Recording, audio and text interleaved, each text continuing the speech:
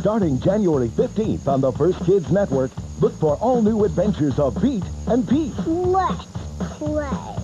Brought to you by Hershey.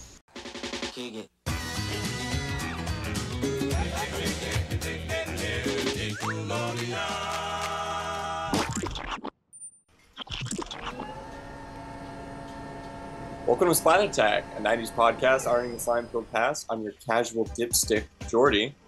And I'm your funky gut bucket, Alex. And Jorde, it seems we've made our way to Wellsville. That can only mean two things. The electricity and the cicadas are very loud. Yes, some nice ASMR bugs. It also means that we're ranking our favorite Pete and Pete shorts. We see Pete's humble beginnings. Oh, fantastic. And you know, in our 40th episode, when we did the pilots episode, we learned that Pete and Pete shorts did not start on Nickelodeon, but it originally started on a pilot made for ABC called Real Mature. That's where it first started and then segued over to Nickelodeon, which I thought was interesting. Right now, here's our 1-minute adventure of Pete and Pete. Real Mature. This is our mom, and this is her skull. Yeah, but luckily it was picked up by Nick, where it seems to fit a lot better in general with their branding and how things kind of work at Nickelodeon at that time. So I'm pretty excited. But I got some weird surveillance notification, actually, just on my phone. So I'm going to have to go check and see what's actually going on. Ah, that's just some of the cameras I've installed in our studio just to keep our props safe. It looks like our esteemed guest has arrived. It looks like it's Allie from Notable Nostalgia. Welcome to the show. Hey, what's up, Fungus Licks? It's good to see you. Yeah, it's good to be back. We were talking just before we started the episode that it's been a while since Allie has been here. I think and it's always Pete and Pete related. I think this is the third time we've had you on the show now. Yeah. We had for our New Year's episode, and then we had for a Valentine's episode, and now here we are for the shorts episode. So I'm pretty excited. It's good to see you again. Yeah, it's good to be here. I'm excited to talk shorts too. Not many folks mention the shorts or talk about them or maybe even have access to them. That's another issue. Speaking of the shorts, well, because of how difficult it is to find them, there are a few people who have access, who I'm sure are willing to assist you in getting your hands on them if you can't find them. Wink, wink, nudge, nudge. Send us an email. We'll help you out.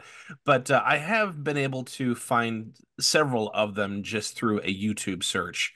And even some of them, and again, you got to get really lucky, but you've seen those blocks of 90s commercials, 90s Nickelodeon commercials from this TV show. And I've been able to find a few through that. But it's just, you kind of have to know somebody. And we, both Allie and I, happen to know somebody. Yeah, you got to prove that you're not part of the international adult conspiracy, if you pass the test. And for those of you who are listening, Allie has probably the best shirt that I've seen as far as Pete goes. A Cribstar original, one that Allie had put together. It says the blowholes on it, which freaking is amazing. I love that so much. So cool. So cool. Yeah, I had to steal the design off the actual drum set of Clem. And put it on a t-shirt for myself. CSI style, just cut it out, enhance. Yeah, so designed by me and put on a t-shirt. So I had to have a blowholes t-shirt, like of all the band tees to own, this is one of them. So now, obviously, we've had Allie on the show a handful of times now to talk about Pete and Pete, but we've never talked about Pete and Pete with Jorde before. Yeah. So, Jorde, before we go into the shorts, because we do have several, obviously, to talk about, what has been your experience with Pete and Pete?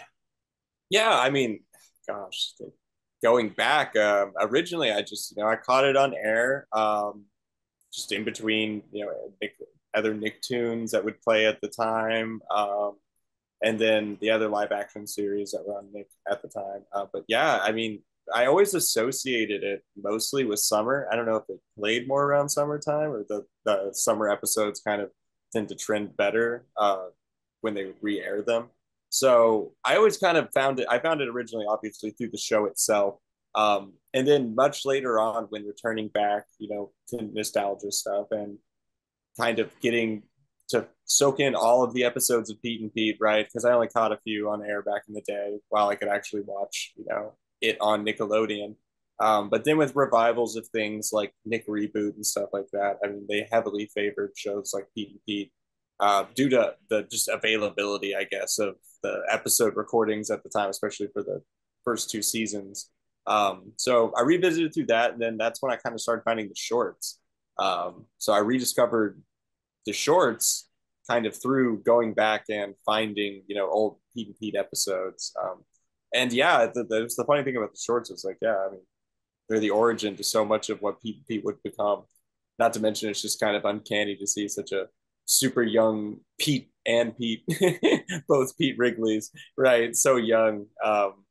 Not to mention, I think there's like a bunch of the intro got cut into the shorts or from the shorts as well. So yeah, it's like, oh, that's where that's from. That's where that's from. So yeah, that's kind of my origin with Pete and Pete. And then, I mean, it's always one of those shows that it's a comfort show to keep returning back to and watching. It's just like hanging out. It's that perfect line between like fantasy, childhood kind of stuff, but realism as well. So it's not like Degrassi, right? But then it's also not like, I don't know, Hey Dude, or it's I don't know. It has its realism to it, but it also has its comedy to it. I like the perfect line that it rides. I often attribute it to another show that's from Australia that many people may not know about, but if you ever get the chance, it's called Round the Twist, and it is essentially, in a lot of ways, Australian Pete and Pete. Yeah, so if you ever get a chance, I recommend check that out as well, because I've always weirdly associated the show with Pete and Pete. It's that same kind of fantasy but real kind of comfort. Same thing with like hearing cicadas, except you hear whatever the Australian equivalent of cicadas is in the background. All right, well, let's go ahead and jump into these shorts because there's quite a few. And again, every single one of these shorts are a minute long, so we will end up talking about them more than the screen time that there was for the show or for the shorts. But there's quite a few things worthy of note for any Pete and Pete fan. So we're going to start with at least the first, I suspect to be the first one. What would you do for $1? Which I can't help but think of RoboCop every single time I hear that phrase. I'd buy that for $1. In the synopsis, very, very simply, is where little Pete is the kind of being dared to do anything for $1, like putting half a frog in his mouth or spraying liverwurst on his mom from a squirt gun. So just little dares, essentially. But Allie, what are some things that you noticed in this episode? Yeah, so one of the most kind of shocking things about it is that there's a different dad than Don. Yes. The early casting and recasting to Don later. And yeah, just as you can see, it's wild how young Danny is in this. Is definitely in that like really cute little kid face for this. And yeah, it's just like as early as Pete and Pete could possibly be in the Pantheon, I guess. So I think it's interesting that, as far as I know, this is the first one. Mm-hmm. It makes it sound like it's the continuing adventures of Pete and Pete, because it's coming from Ellen, like so many of them do, but they have her saying and introducing Ellen. Starring Pete, Pete's brother Pete, and introducing Ellen as Pete's girlfriend. And I'm thinking, wow, did they have a lost one somewhere where they've had a couple Pete and Pete's before without Ellen? Yeah, it's a good point. Yeah, because I mean, is it just the way that they wanted to frame the show? Like it's their lives, right? So they're just portraying their lives as a TV show, right? The adventures of Pete and Pete, or is it, is there actual lost media out there of the origins of this? If not, I love like the audacity to just introduce you to characters as if you should know them already. And also the introduction is slightly different because we all know Ellen to do the voiceover, and then you have that classic font where they would for Pete and Pete, where they had to have the logo, and then they'd also, or the title, I should say, and then the episode title, the short title.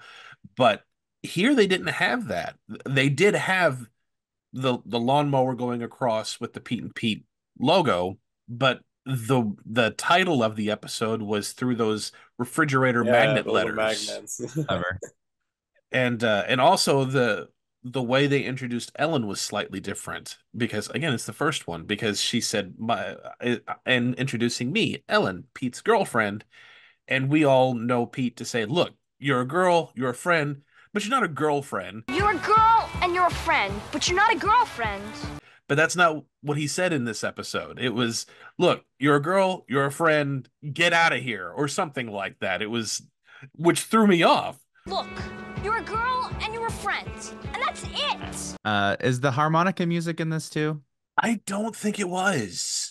Which is a common trend throughout the shorts, is this sort of like little harmonica ditty. So I went over to help. Pete said we weren't the best letter I he ever saw, but I had a funny feeling it didn't really matter. Which is actually pulled from REM's live album where they do a Christmas song. Yeah, just the thing, probably the most interesting about it is just the things that are different as it's beginning. But as for the content itself, I don't know how you guys felt about it, but I felt it was fine. It wasn't anything fantastic for Pete and Pete. They definitely do some much more grander things as time has gone on. But it's a decent starting point to establish that little Pete is very daring and will do anything for anything. I also have a note, like just right off the bat, weird names like Carl Slurm is the name of this kid. Yes, We knew this kid, Carl Slurm. So like right off the bat, we're establishing all these like wonderfully crafted names in the web of Wellsville, I should say. But as far as ranking this, because you don't guys have to remember what they are exactly, but as far as the rankings go, I'll give the Splat title. But what do you guys rate this? And for those of you who are listening, we rate all of these things like a report card, A through F, and then we have 3 tiers above an A, S, double S, triple S. So we'll start with Allie. Just for a simple origin short, what do you rate this? I've completely forgot about the ranking systems. Oh no, that's okay. That's okay. Like a 3 out of 5 for me. That's probably about what I'm going to give it here in just a minute. But Jorde, what about you? Yeah, so I'd have to agree. It's okay. It has its novelty to it, but as far comparing it to, all 26 or at least even 12 of them, it's I would put it somewhere in like the splat average. Mm-hmm. Yeah. That's what I give it. I give it a C, which is a splatfridge, which sounds right around the area that Allie is shooting for as well. So it's pretty unanimous. It's a splatfridge all around. All right, our next one, which I get Nightcrawler's vibes with this one, is a freeze tag. And in this one, we learn the origin of seeing why little Pete wears a long sleeve shirt, even in the summer. It's because he has a tattoo that his mom is ashamed of. Now, on the freeze tag, there is a twist to this game. You have to wear stockings on your head. Unfortunately, after a game, they forgot to unfreeze little Pete, though Big Pete didn't know what to do with his frozen brother because he looked so majestic. And then when all hope looked like it was lost, Mom cried, and Petunia started to twitch, and then everything was okay. This was the second episode that featured Not Dawn, and the last one to feature Not Dawn. Did anybody else get Nightcrawler vibes with this episode? Oh, yeah. Yeah, with the night and like, I don't know, it's just the shooting style of Pete and Pete in general, but the way they shoot the night shots definitely is reminiscent of Nightcrawlers. And then the flashlights, the idea of playing this game or for the freeze tag kind of game, it's I don't know, it reminds me of Nightcrawlers. I feel it. Especially because it was his mom that brought him back. And the episode Nightcrawlers ends with that reconciliation at the end. I dig it. It loses some points for me because no Dawn. Like Dawn's one of my all-time favorite characters. But just like the poeticness of a kid being froze tag and not untagged and just stays there until eternity until they're unfrozen. So I love that concept of it. And then, a little bit of lore with Petunia. It's always exciting. So, and I also love that there's no origin for Petunia. It's just a mystery. He got it. No one knows how he got it. This is my brother Pete, and this is his tattoo. Nobody knows how he got it. Yeah, I just always imagined he just, came home with it one day, right? That's just kind of the kind of thing you would imagine from little Pete, where he just comes home one day, like, where'd you get a tattoo? I like this one. I just like it. I give it a B. Splatisfactory. What about the two of you?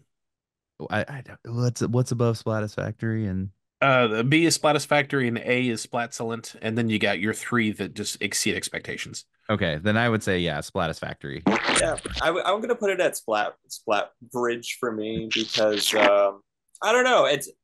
I like the early stuff, like especially with seeing Petunia earliest on. But yeah, I do wish there would have been I don't know, some sort of initial story development for Petunia since it is the first time you see her, even if it's like a small mention. So yeah, and there's so much more potential with what the rest of the 12 do that this one kind of just sits in the middle. But I do really like the night shots. And that's just a general thing in the 90s. Like when they would shoot night shots, they would have so much light on hand because they don't have digital sensors in the cameras that it floods the grass in just the right way where you get these highlights. So I'm always kind of a nerd for that, but still, I'm going to put it right there in the C, Splat Bridge. Well, moving on to our next short, we have Christmas Eve. And for this one, every year after Little Pete puts the finishing touches on the Christmas tree, Dad torches the holiday cheese log from his boss. So pretty. Then everyone is off to sleep, except when the Petes heard noises, they noticed that Dad was opening his glow-in-the-dark frisbee, since he's always wanted to be a disc thrower like in the Olympics. I think it's funny that it's not the children who are up sneaking, looking in presents. It's the dad, which I'm not gonna lie, I'm guilty of doing, but I do that to annoy my family because part of the fun for me is to guess what the Christmas presents are. I don't want to know. I want to see if I can figure it out. So I'll pick them up and slightly shake them and feel the weight and the shape, and I'm very good at it, and it drives my family nuts. And it's gotten to the point where as soon as I start to walk to the Christmas tree, my children grab me and pull me away from the tree, and they'll go, "Mom, Mom," which I think is hilarious. And then I'll wait till they're all busy, and then I'll get under the tree, just like Don was in this episode, where with his butt sticking up out of the tree and digging the presents out, and I'll be really loud about it. Yes, what is this? And then they come running down the stairs. No, Dad, no. Which I did not get from this short. It was just something I do with my family, but it very much reminded me of that. And I really think it's funny that Don Wrigley is the most childish in this episode, in the short. And I also noticed this was not the Pete and Pete house, was it? I didn't think it was. It looked different. I noticed throughout like a lot of the shorts, the house is different and it's not consistent. And neither is it really in the series, I think we get like two main houses. Yeah, it didn't look like the one that was in the show. But also, another thing that I noticed was this was also the same setup that they used, because they just shot it the same day, but they had one of those bumpers. Oh, it's carolers. Don't open it. I bet it's that girl and those two Pete brothers. Come on, honey. 'Tis the season to be jolly.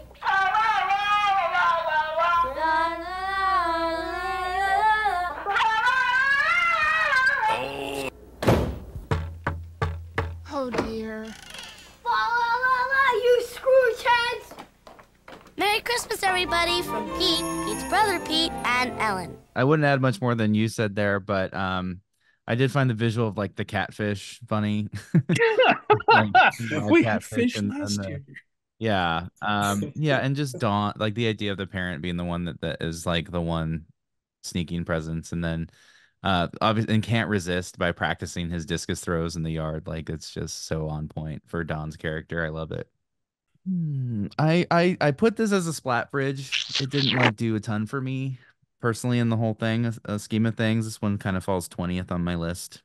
Yeah, Splat Bridge again. I do like holiday themed episodes. Some of the holiday episodes of Pete and Pete are like some of my favorite as well.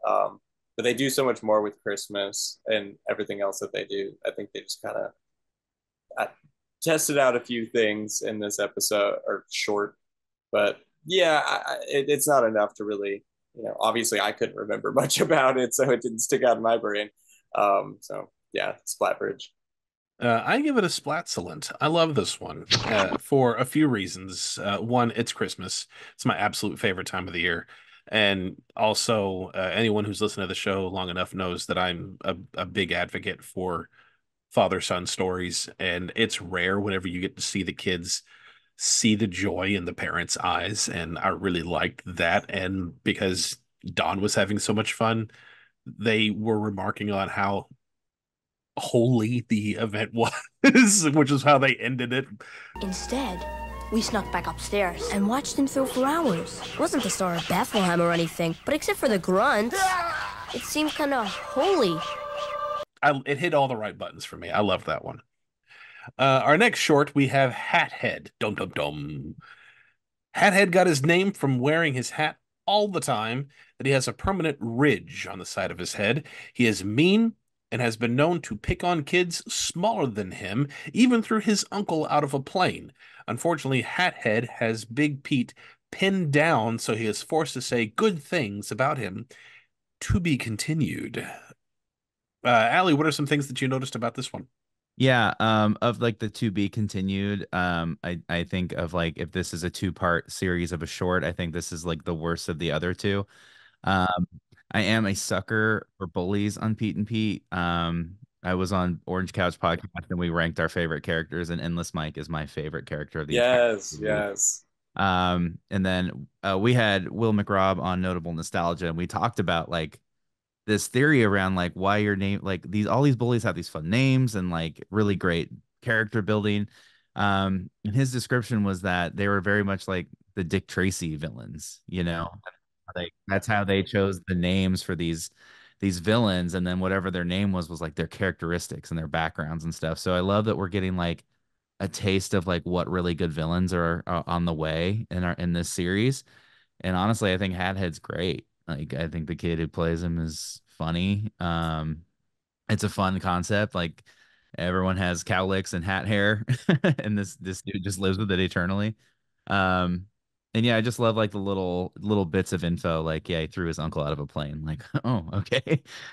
I also liked that Big Pete's monologuing to the audience, breaking that fourth wall, was interrupted because he starts it just normal for Pete and Pete, and then Hathead comes in and just takes over, like completely interrupts the monologue and grabs him by the collar, and then you don't see Hathead interacting with him for the rest of the short until the very end. You just see a close up of Big Pete, but as the camera zooms out and pans a little to the side, you see that Hathead has got him pinned to the ground, forcing him to say nice things about him, which I really like that little twist that he was interrupting the monologue to the audience.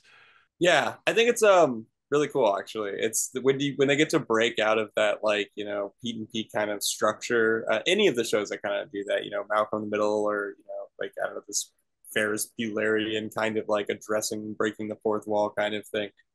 It's cool when other characters can pull them out of that. I don't know. It's just always a fun little slapstick kind of bit. And then I just also find it so funny.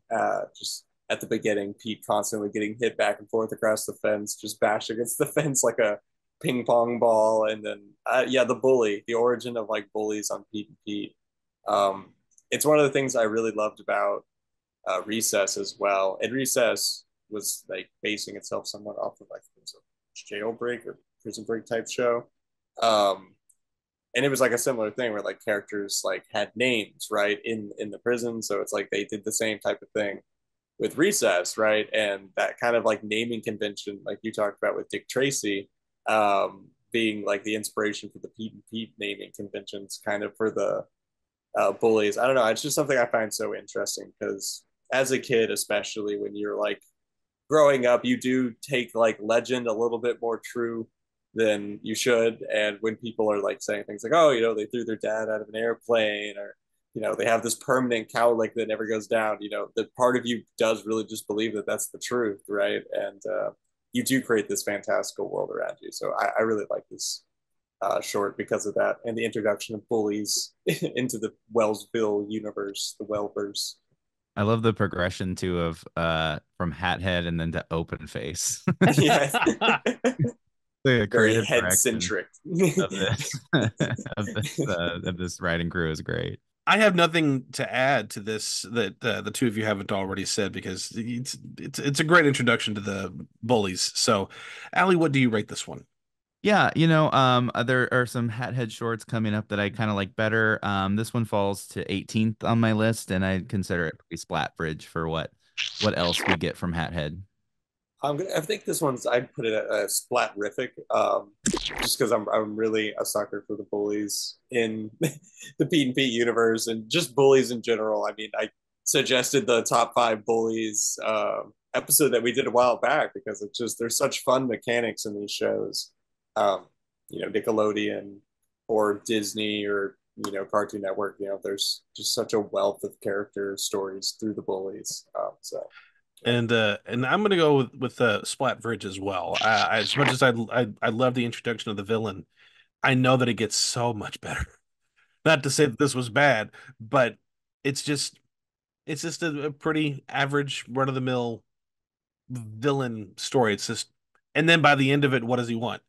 Just wanted Pete to say something nice to the audience. Say it, Carrot Head! Hathead is the greatest human ever to walk the earth! That's more like it. But next we have Revenge of the Pete's, which is continuing from Hathead. Hathead is writing mucus on Big Pete's forehead. It was time for revenge. The Pete's and Ellen were trying to figure out how to defeat Hathead when all of a sudden they ran into Artie, the strongest man in the world. The plan was set in motion as Hathead and Artie were about to fight.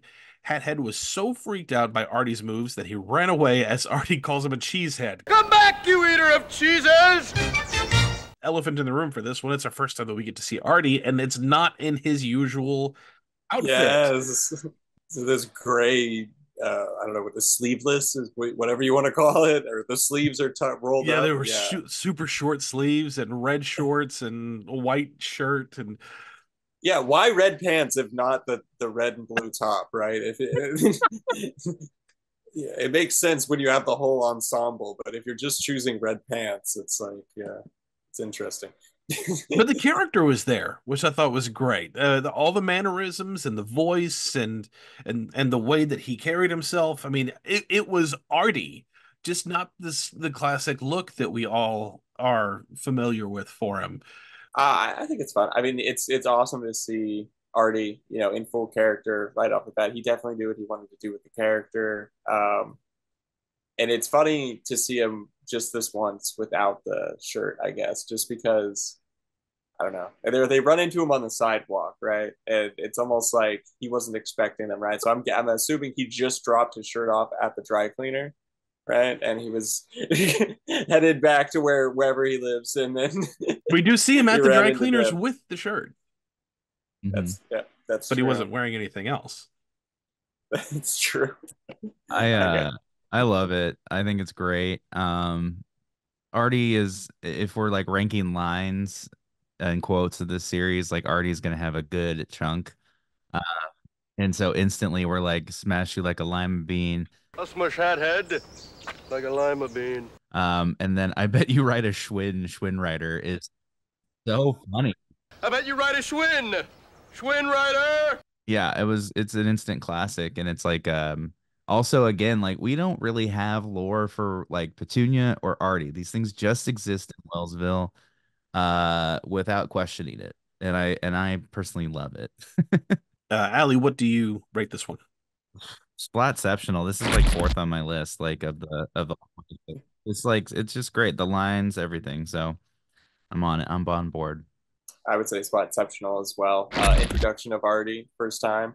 And yeah, it's just really fun watching Artie's dynamic with the bully and like his, I think he uses it multiple times throughout the show, but where he puts the hand out and keeps them like at arm's distance while they try to swing, right?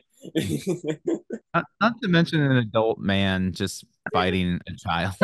You just drive right by. Like, and I'm going to agree. Splatceptional. This was fantastic. Anytime you've got Artie in anything Pete and Pete, it instantly elevates it for me, even if it's just a small cameo for the episode, which makes this short our first perfect rated short, which now enters into the Splat Attack Pantheon.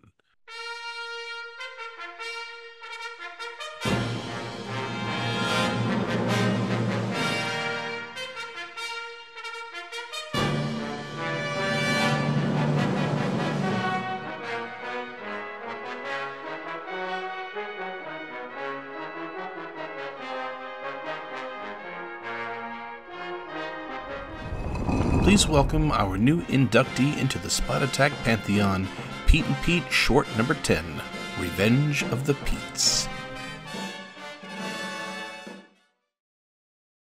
Now we're going to go to Peteless. Ellen is so infatuated with Big Pete that she actually asked Little Pete for some advice. She makes a Valentine, but Pete doesn't get the hint. Allie, what are some things that you noticed? One, the factoids. Like Pete and Pete's so good about just like introducing facts into the series, whether they're real or not. I always think of King of the Road, where it's like the dad elbow sticking out the window and like, yeah. So this is really on brand with that of just like, did you know the size of the human heart that like pumps this much, like why they have all these facts and like how they tie it into their world, and like the storyline is just brilliant writing, in my opinion. The weirdest thing about this is just the interaction with Little Pete and Ellen are hanging out without Big Pete. Yeah. And Ellen is sort of venting to Little Pete about Big Pete. So it's an interesting dynamic that they played with, but never came back to. So I thought, where are they too? They're like inside somewhere. Is Pete at her house and she at their house? And Little Pete has a weird haircut. That's not the normal haircut. Danny, but it's it's like George and Elaine hanging out without Jerry. That's a good analogy. Like Elaine and Kramer. Usually in the series, we would see Big Pete, pine for Ellen a few times. And very seldom do you see it the other way, which I think is kind of fun. Wasn't there? There was, and I can't think of the episode, but there was another episode where they were in the same room and they had that little figure, that see-through skeleton figure between them. Yeah, the body one. Yeah, with the circulatory system. And I got Valentine's Day Massacre vibes from this. Is this the one I'm thinking of? Yeah. I felt the same way. It's very reminiscent of Valentine's Day episodes. Yeah, it's very on brand with the specials. Jorde, what do you rate this one? I'm gonna put it at Splat Bridge, just because I know Valentine's Day is cool. It has its nostalgia. It was a lot more fun when I was a kid. But yeah, it's interesting. I don't know. Something feels off about it. There's like this. I don't want to say it's like rushed, right? But it doesn't feel like it had the same level of care put into it that the other ones did. I agree. It's not fully fleshed out. Feels rushed. I want to like it more. But there's actually a short coming up that I think really like does like a great job of building Ellen and Pete's relationship. So we'll get to that. But Splatbridge for me, and then I put it at like 21 out of 26. And yes, I also agree, Splatbridge. I do like that. I think this is the first one, like you had pointed out, Allie, where they really got the little factoids down for Big Pete, because he's not really done this before. He's been the host, the narrator a few times.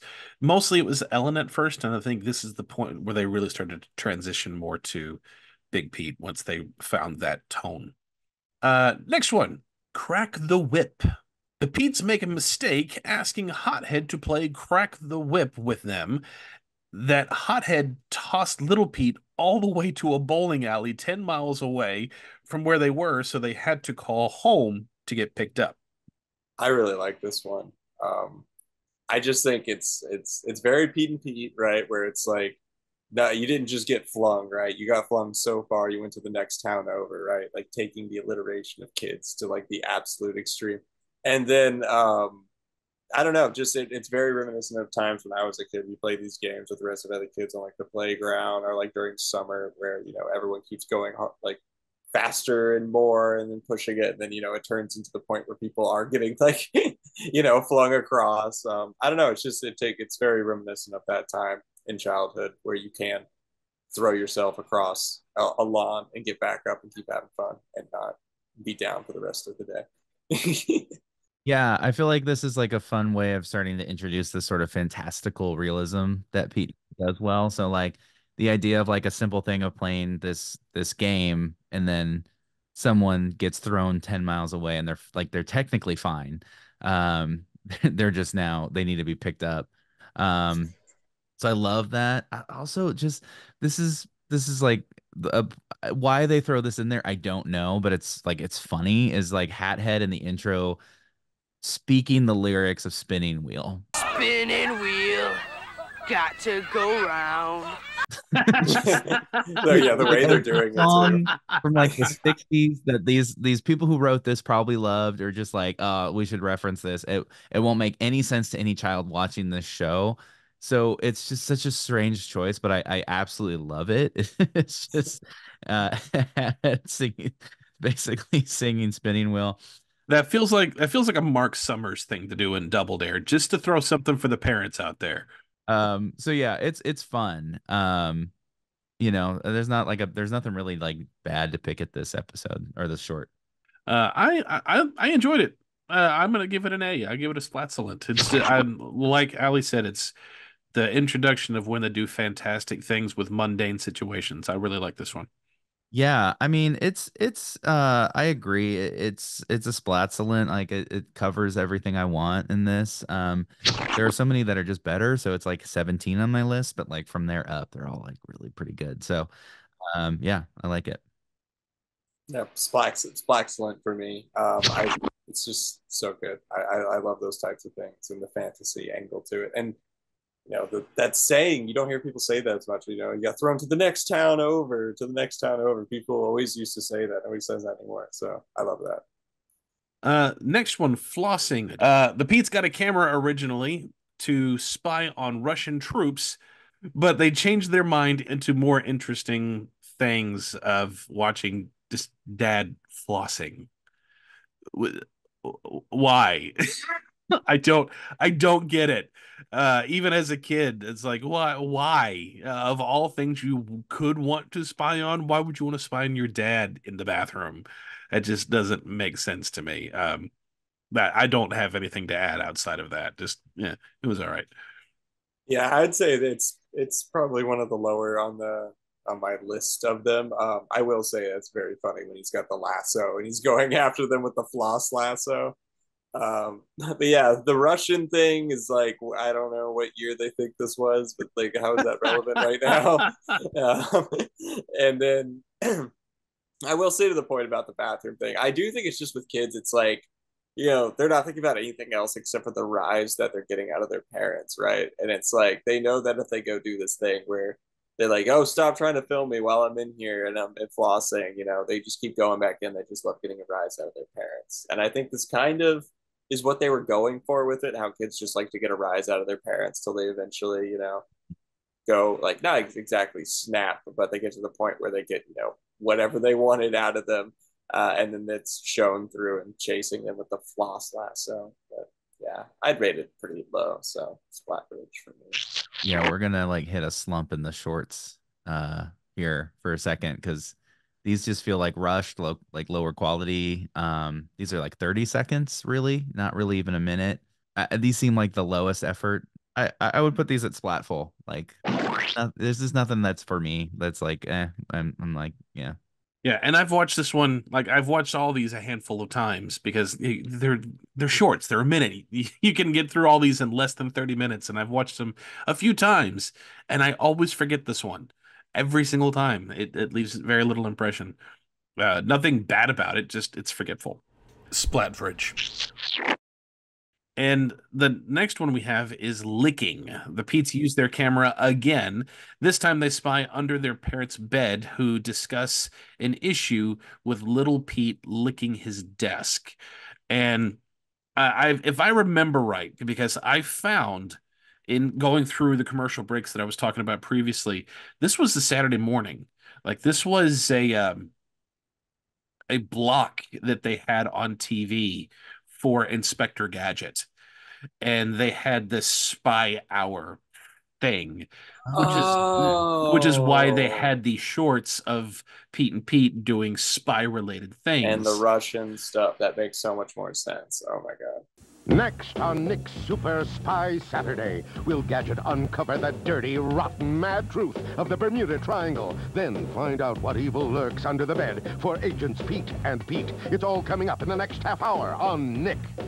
And there was a handful of them because they did these I don't know if it was every Saturday or if it was just one of those marathon things, and they had a few of them in that one, which is why these are all like 30 seconds. Also why they're relatively forgetful, because it was just a quick something to tie in with Inspector Gadget. Yeah. There's one that's really good, though, that we're going to talk about. But yeah, that makes sense, though. Like, the network's probably like, hey, we need this. And they're just like, okay, we'll just throw this together. Yeah, it does seem like they took an idea and then split it up into multiple, because you're watching it and you're like, this could really just be put all into one, and then the joke could be done, move on to next. Because a lot of these are, each one has their own theme and joke, and it moves on to something different. Yeah, and that might explain too why Joyce's voice is not used in this.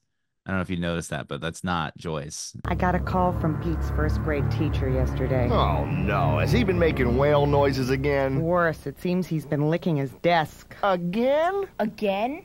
It's probably like we got to do this quick. You know, we don't have mom, so let's just, It's like that Shelby Woo hand thing where they're just like someone completely different hand. Just they won't notice. They won't notice. Just see your feet, have the voice off screen, you'll be fine. But no, it was fine. Nothing. Another forgetful one for me. So Splatfridge. Almost lower. So yeah, I would say Splatful. I hate to have to give Pete and Pete a Splatful rating, but yeah, the jokes. I mean, besides the one joke about the licking the desk, under the bed thing. I don't know. It's kind of recycling the same joke, trying to spy on your parents in the last one. Though with the context of, this being part of a block, I guess if I would rate these all together, I would give it probably a better rating, but separating them like this, yeah, Splatful. Yeah, Splatful for me. This one's dead last at 26. I just like Flossing slightly better. And next we have Dr. Pratt. Dad is obsessed with Dr. Pratt. He thinks that he is polluting his grass by spitting on it. To catch him in the act, the Pete's hook up the camera to Ellen's dog, and they catch him. Which, why did he still do that? You can't not notice. This was early 90s. That camera was huge on top of that dog, and as close as that camera was to him, that dog was in his face.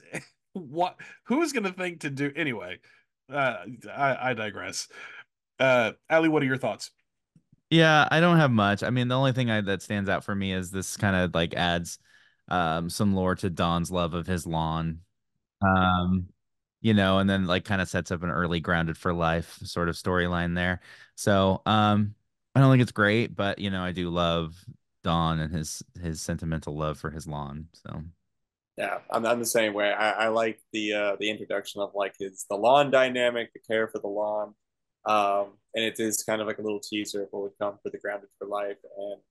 But yeah, the the point you make, Alex, yeah, like how would you not notice? It's not even that he doesn't notice the dog has a camera. It's like he doesn't notice there's a dog at all. And he looks right over. in his face. It's like you're in the middle of an empty backyard. It's like 1 foot away from you, and yeah, it's like so funny that.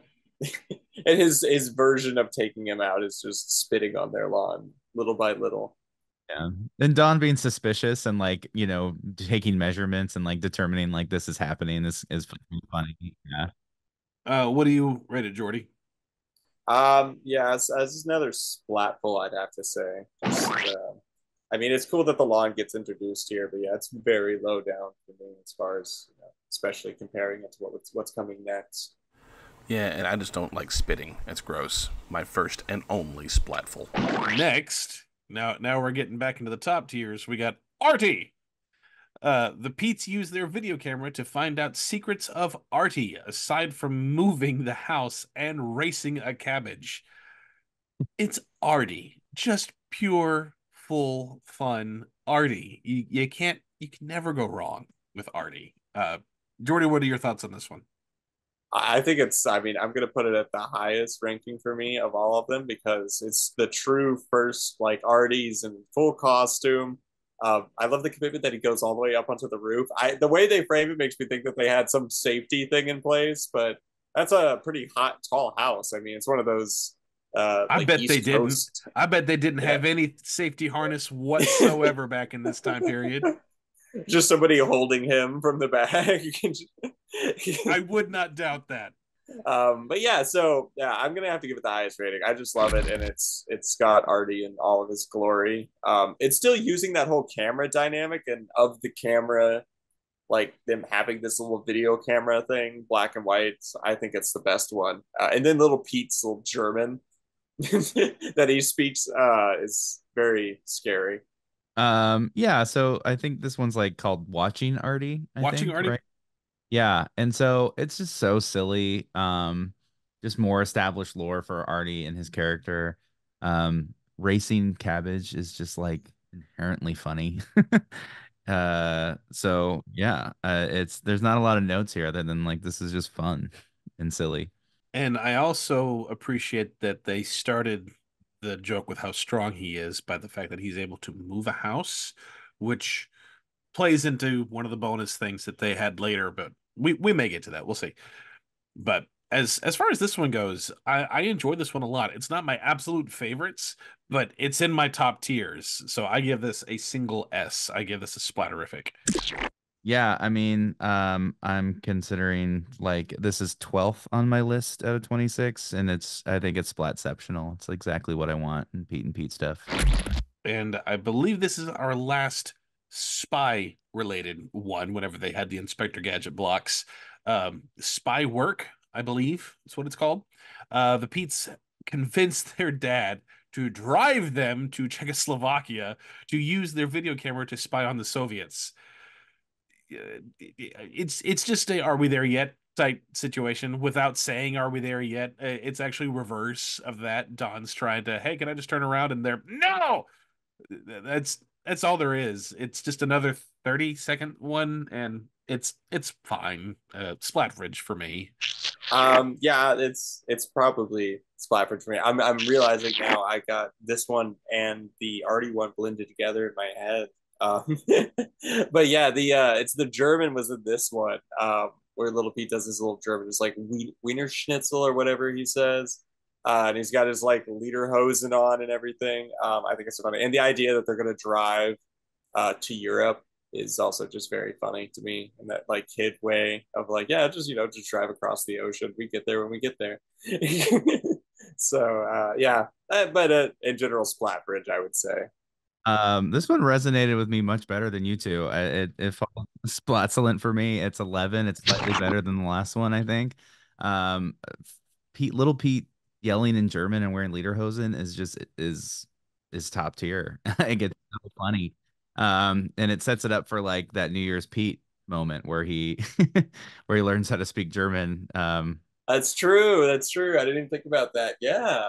So I love it. I think it's fun, and like yeah, then the absurdity of driving to another country from probably where they live in New Jersey or whatever. Like that's great. I love it. Next we have Mom's Plate. And briefly we just learn history about the metal plate that's in Mom's head, how can pick up police broadcasts, and how she can pick up the Chicago Cubs play-by-play and all these other wonderful things, and leave notes by putting magnets on her head. Yeah, this is like the top lore of the series, in my opinion. Like so much of the series reflects on Mom's plate, how it happened. So many storylines are built around it.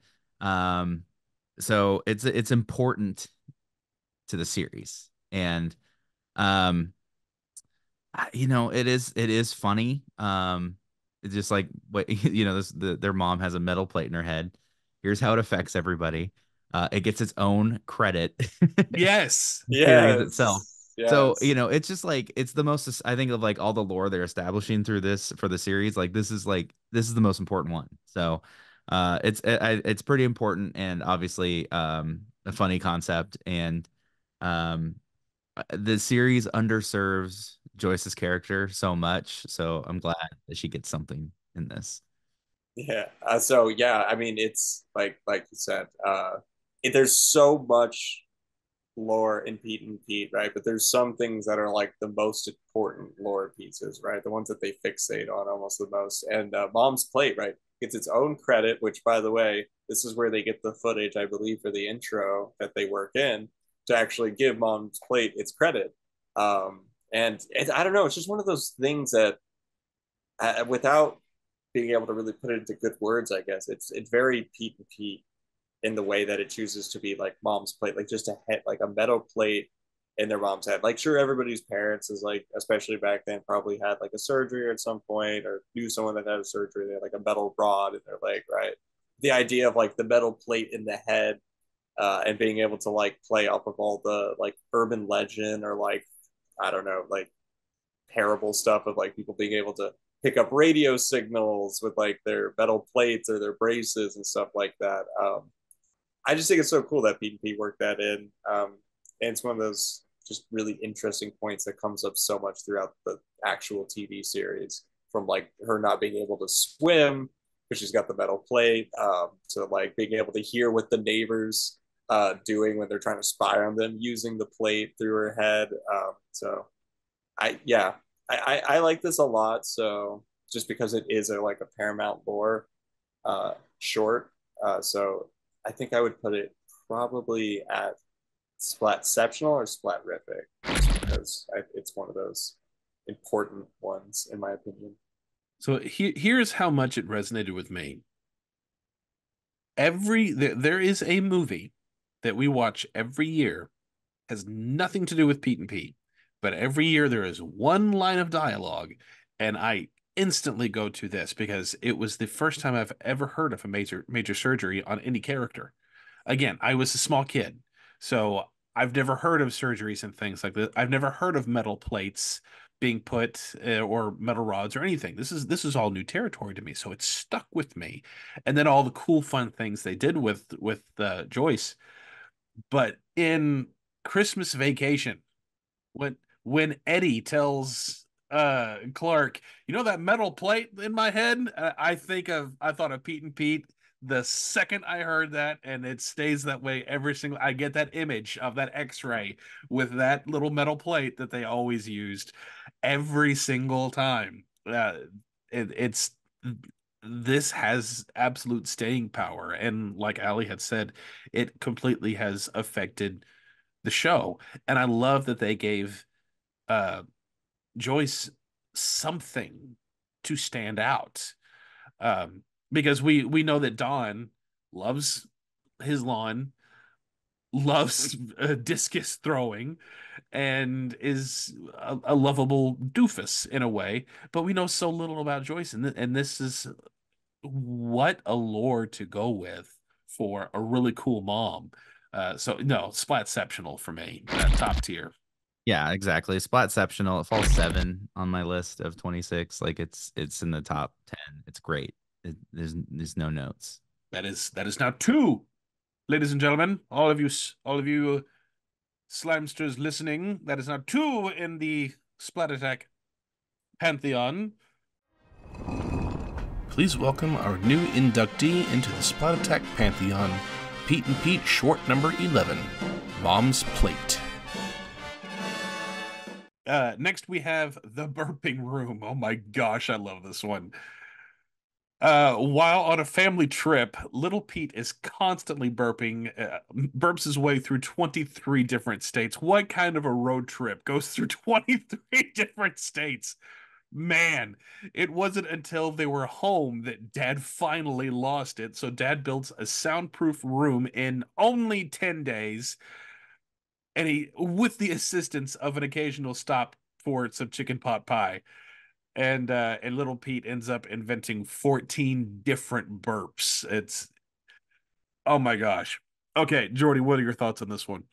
It's so little Pete to be able to like take something to such a far extreme that everyone around him has to like invent new ways to solve this problem that he's created, right? It starts off with something small that just gets more and more. And that's like there's so much about little Pete that's like that. He'll get onto something and then it keeps expanding and getting like almost worse and worse and worse until it gets to its largest extreme, right? And then they, learn whatever lesson that they have to surrounding that topic. But with the burping, it is like they've like set this up in a short form, something that they would do in like the main series.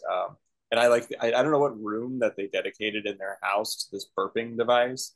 I'm assuming maybe the basement or something like that. But the weird little like hose that they have that he's supposed to burp into, that's like rattling the rest of the house when he burps into it.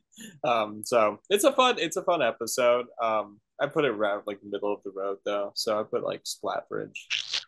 This is my number one. I think this is the best of the shorts.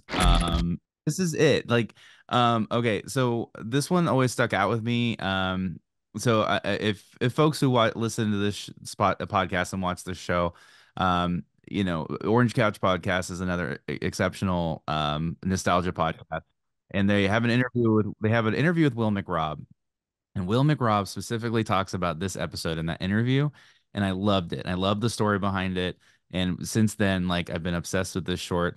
But Will McRobb talked about the idea of dads in the 60s, like when the era he was growing up, and how everything was so like we're gonna be we're gonna do it ourselves. We're gonna like do this thing, and it's like, oh, you want to burp a lot? Well, let's just build you a burping room. Let's go do that. And then they go through the effort of like, so it's an absurd concept, but like taking that notion of this do it itself dad, it's like, fine, we're gonna solve our problem doing it this way. Like we're gonna go above and beyond to like make this thing fixed. And I just love that idea and that concept.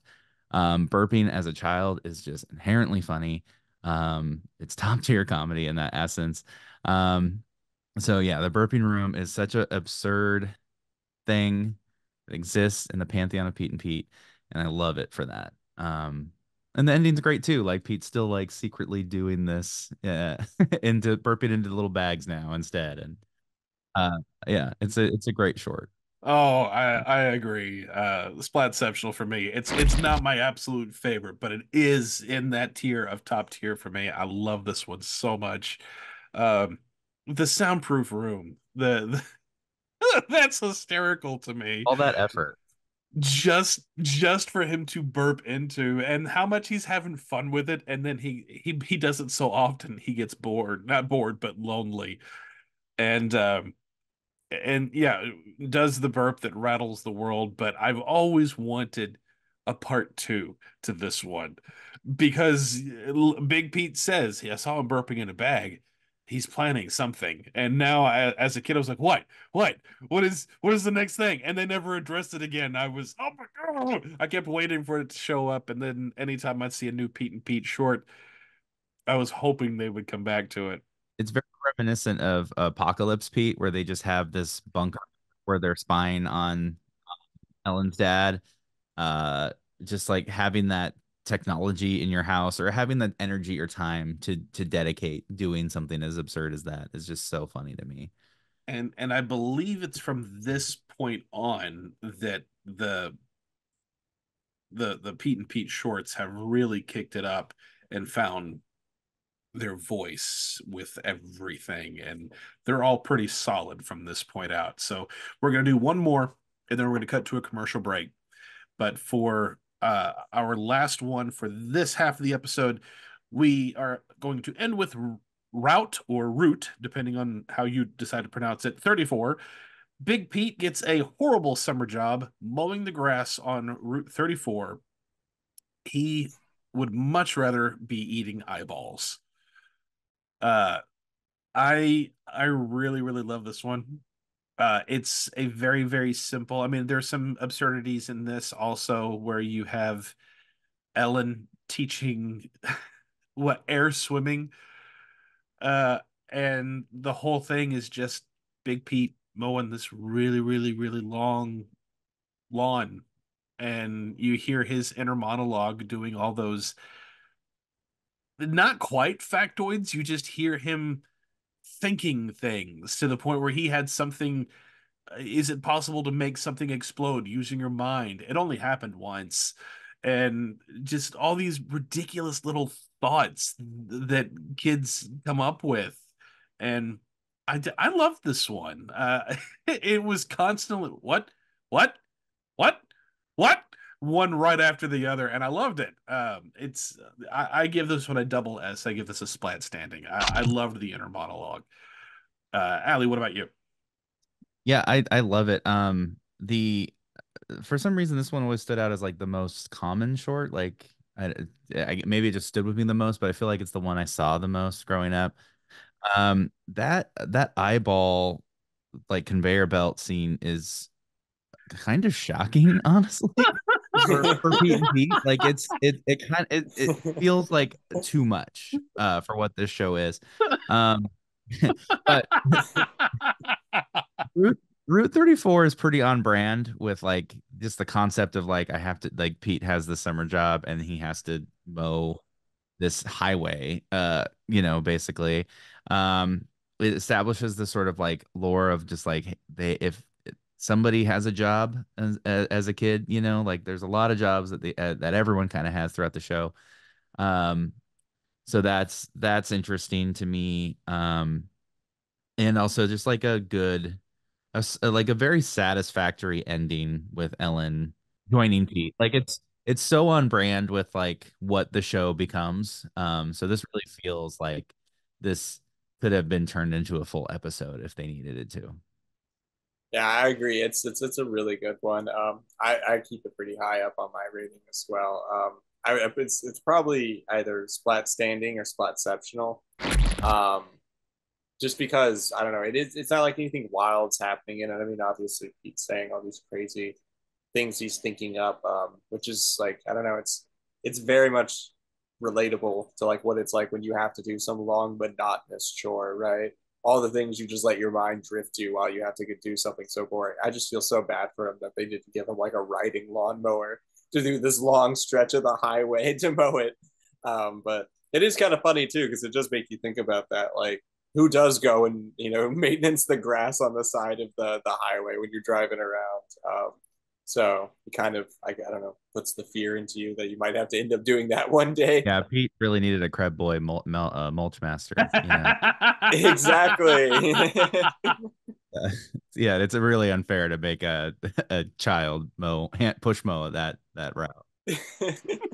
Yeah, I don't know whose idea that was, but yeah. And then I don't know if there was like if this was intentional or not, but like they had little Pete dressed up like a businessman, right? And they had like stockbroker. Yeah. And then like they had, Big Pete as like the working class individual doing like the hard labor work. And I don't know why. I don't know if it's just the way but little Pete reminds me of like a mini tiny version of 90s Trump in that thing with like either that or what's his face from people are gonna kill me from American Psycho, Patrick Bateman. Oh, yeah. Yeah.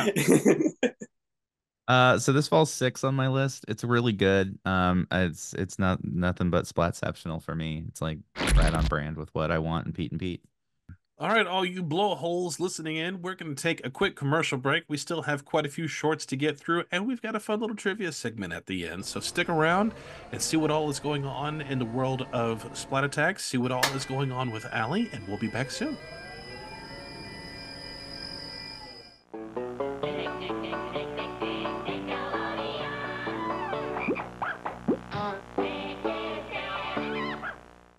Thank you all for tuning in to this episode of Splat Attack. If you are enjoying all these Pete and Pete shorts and a quick deep dive into them, please hit the like button, subscribe, hit that notification bell so you don't miss any of the fun action over in Wellsville. If you are listening on podcast app, please leave us a review. Don't call us gutbusters and don't be a blowhole. We referenced earlier about how different Artie looked whenever he was not in his pretty standard red and blue striped shirt. And while we don't have red and blue, we do have some pretty sweet shirts over on our Bonfire page. Go to bonfire.com/store/Splat Attack store with hyphens in between, where we do have some Nick Love with shirts like Simmer Down with Stick Stickly, or the monkey, the silver monkey from Legends of the Hidden Temple. It's only 3 pieces, not to mention a few Splat Attack originals as well, and some coffee mugs. So once again, bonfire.com/store/Splat Attack store with hyphens in between. If you enjoy the nostalgia of things in podcast world, I'm part of a podcast called Notable Nostalgia. You've seen Andy on this show.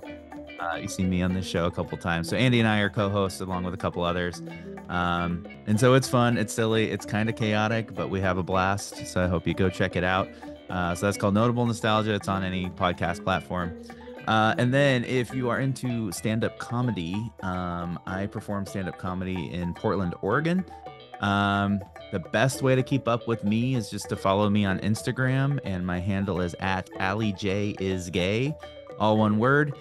And yeah, you know, if you're in the Northwest, Seattle, Portland, those are the areas I'm performing the most, and you can keep up with me. Come see me live. Come say hi. Let's talk some Pete and Pete. I would love to do that with you. LA, we are going to be there in October. I hope you will be too, because we are going to SplatCon October 19th and 20th in LA, in the Hilton. We'll be there. Hope you will be too.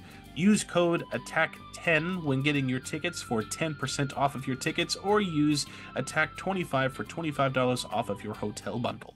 One of my favorite things to do during the summer is watch some movies with my son Sam, and we've been watching quite a bit of these movies over on our Patreon with our Gagoids. You can join us over at Patreon by going to patreon.com/SplatAttack, where this is a fun extra thing that we do during the summer, but we do have slime streams twice a month. Sometimes I'm able to pull somebody who worked on Nickelodeon to join us and get a little Q&A with them. We have bonus minisodes every Friday, early access, behind the scenes footage. We got all kinds of fun stuff going on. So hope to have you join us and become a Gagoid. Go to patreon.com/SplatAttack. Tune in next time, Slimesters, when we put on our cardigans and cue the awes and sappy music, because we are talking about Full House, a little show you may remember. You can find all the retro-rific action only here on Splat Attack.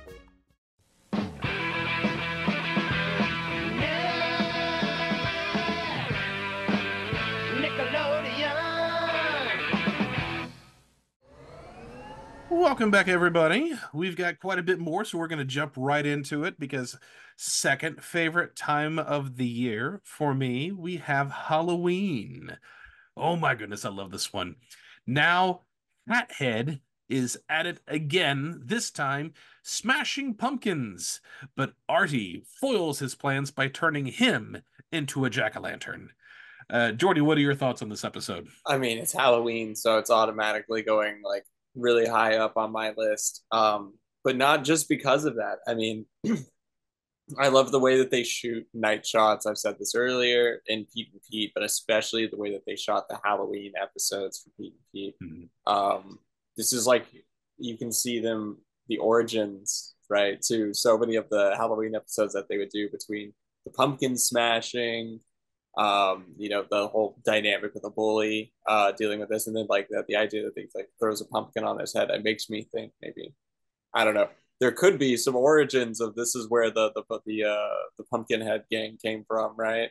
But yeah, it's the other thing is that corn costume. I don't know why, but that corn costume is like, it's always stuck in my head. Is like, that's a lot of effort for a single Halloween costume. That's like a very intricate corn costume. And the interesting thing about it is they reuse that costume it wasn't just for this Pete and Pete short. They use it for a lot of the Halloween. Yeah, that's what I was gonna say. It gets used also in the Nickelodeon bumpers. They had some other kid in it. But yeah, it's so interesting. I'm just wondering where this corn costume came from. If someone just found it in the Nickelodeon studio set or like a Universal backlot, they found that like we got a corn costume. Anyone need it? I rate this one really high. I think it's really cool. I love the way it looks. I love the topic of it being Halloween and all the origin stuff it sets up. So I think Splatceptional is the only appropriate rating. Yeah, 100% agree. This is number 2 on my list, Splatceptional. There's a few things I really love about this. The costumes are great. Honestly, Ellen's probably my favorite costume. Like the idea of a child being like a coal miner as My Bloody Valentine. Are you kidding me? That like what child wants to do that? Of course it's Ellen. Ellen, great character. And then I love how poetic it is to hold a funeral for your yes. Yes. Wow. Such beautiful writing, like for like a minute long thing. Like, wow, like the idea of like someone being so attached to their jack-o'-lantern so they needed to hold a funeral for it is something else. Like I love it. And so and it's got a satisfactory ending. Like it's got like a full arc. It's ready, it's great. So but yeah, no, I agree. Splatceptional. This was wonderful. Halloween. I love Halloween. I love Halloween specials. And I love, you can absolutely see so much of the groundwork for Halloweeny in this one. And there's a couple others where we see the groundwork for being fleshed out for full episodes very throughout the remaining half of this of these shorts. But I love how they just utilized everybody in this one. Make it feel like a neighborhood. Because you have everybody in this, all the main characters, and then a few little extras to fill in. And I love it. I absolutely love it. Please welcome our new inductee into the Splat Attack Pantheon, Pete and Pete short number 14, Halloween. And going up to another one of my favorites, we have The Dot. Ellen is in tears from being yelled at by their marching band instructor, Mr. Putley, for not making the perfect dot in squids. But Big Pete does what he can to cheer her up. Yeah, I love this one. I think as far as like, so we always talk about the four core of their writing, which was like, it's got to be funny, it's got to be sad, beautiful, and strange. This is like falls in that sad and beautiful range of and a lot of what I love about Pete and Pete. Still some strange, like the band teacher like flooding out spit valve. That smile on his face when he does that too. Yeah, that's fun. But my gosh, like of all of these, this is like the most poetic and beautiful ending of it, of just like Ellen is insecure about her placement as the dot, of which shouldn't be a problem. Like you just have to be stationary, like, right?